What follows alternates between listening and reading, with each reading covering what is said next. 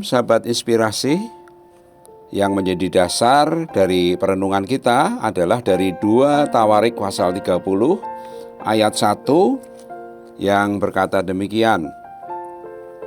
Kemudian Hizkia mengirim pesan kepada seluruh Israel dan Yehuda, bahkan menulis surat kepada Efraim dan Manasye, supaya mereka datang merayakan Paskah bagi Tuhan Allah orang Israel di rumah Tuhan di Yerusalem. Kemudian juga dalam 2 Tawarik pasal 31 ayat yang kedua berkata demikian. Hizkia menetapkan rombongan bagi para imam dan orang-orang Lewi, rombongan demi rombongan, masing-masing menurut tugas jabatannya sebagai imam atau sebagai orang Lewi, untuk mempersembahkan korban bakaran dan korban keselamatan, untuk mengucap syukur dan menyanyikan puji-pujian, dan untuk melayani di pintu-pintu gerbang di tempat perkemahan Tuhan. Saudaraku, ada sebuah pepatah yang mengatakan demikian, like father, like son. Nampaknya tidak berlaku bagi kehidupan Hizkia. Raja Ahaz, ayah dari Hizkia, adalah seorang raja yang tidak setia dan tidak berbakti kepada Tuhan. Akan tetapi kehidupan Raja Hizkia sangat berbeda. Ia bukan saja menguduskan rumah Tuhan, tetapi ia sendiri juga beribadah kepada Tuhan. Dalam banyak kesempatan di dalam kepemimpinannya, doa menjadi bagian yang tidak terpisahkan darinya.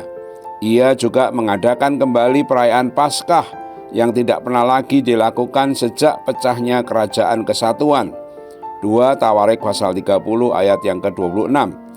Raja Hizkia tidak hanya membuka, membangun, dan melengkapi bait Allah, namun dia sendiri ikut beribadah, memuji dan menyembah Tuhan.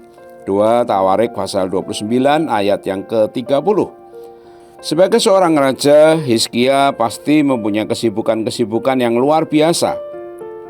Akan tetapi kita melihat ia tetap mempunyai waktu untuk menjalin hubungan dengan Tuhan.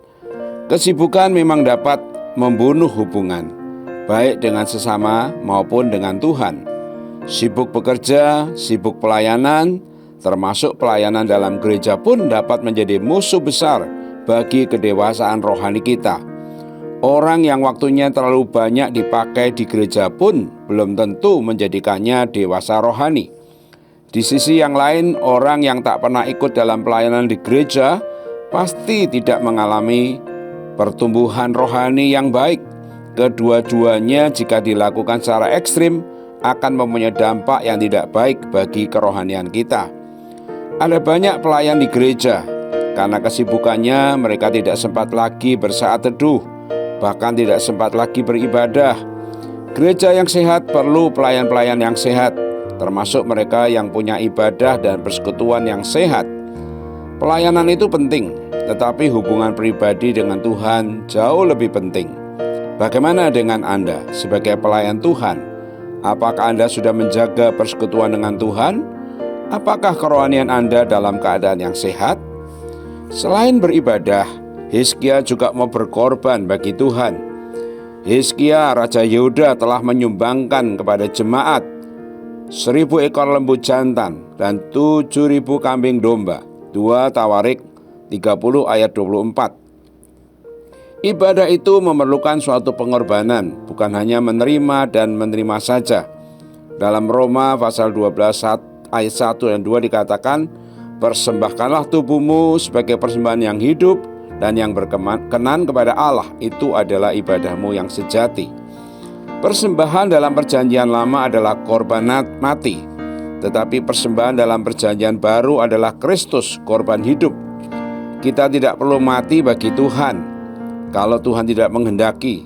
Tetapi yang jelas saat ini kita semua perlu hidup bagi Tuhan. Hidup bagi Tuhan itu lebih sulit daripada mati bagi Tuhan. Mempersembahkan seluruh hidup kita berarti kita mempersembahkan seluruh kemampuan, talenta, bakat, kekayaan, dan lain sebagainya. Santo Fransiskus berkata, pada waktu memberi itulah kita menerima. Jadi bila ada orang yang berkata, saya tidak memperoleh apa-apa dari gereja, sebenarnya ia berkata, saya tidak memberi apa-apa kepada gereja. Shalom, Tuhan memberkati. Mari kita berdoa. Tuhan Yesus, ajar kami memiliki sikap beribadah dengan benar. Sikap beribadah dengan benar adalah juga memberikan hidup, memberikan waktu, bahkan tenaga, pemikiran, serta keuangan kepada Tuhan. Kami mau memberikan hidup kami bagi hormat kemuliaan nama-Mu.